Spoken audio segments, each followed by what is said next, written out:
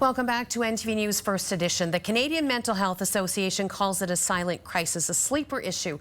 But there are signs that this sleeper is awakening. Around the world, studies, surveys, and journalists are shedding light on men's mental health.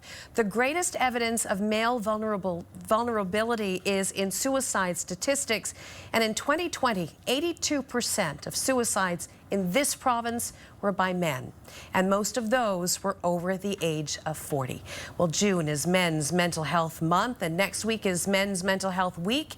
And joining me now live is Dr. Janine Hubbard with this week's edition of Get Psyched with Dr. Janine. Thank you so much for being here. Thank you so much for giving the time and attention to this really important and often under-discussed matter. You're absolutely right. The stats are staggering in terms of the implications and repercussions, because we know that men's mental health looks at increased rates of suicide, but also things like substance use, domestic violence. We know that mental health issues present differently in men, and as a result are often not picked up. More often than not, men are going to present with physical symptoms. So it could be things like pains, it could be disrupted sleep, it could be belly issues, and so they're not as likely to present and say, I'm feeling really stressed. They're going to present with those physical symptoms. The other thing is the way mental health symptoms present, particularly things like depression,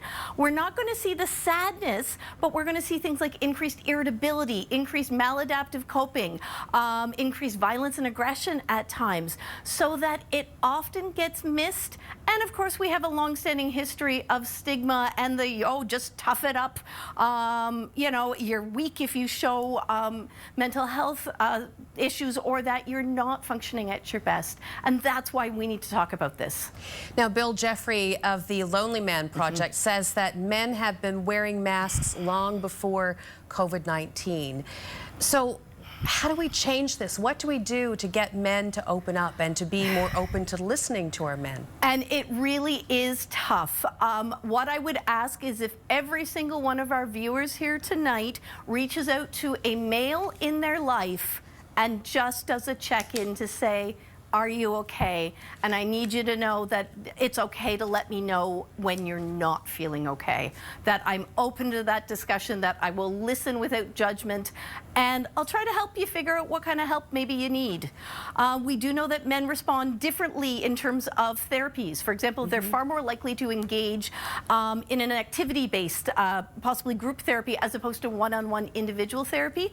But the number one thing is talking about it. And that's what I'm asking people to do tonight. All right, Dr. Janine Hubbard, thank you so much for coming in. Thanks, Tony.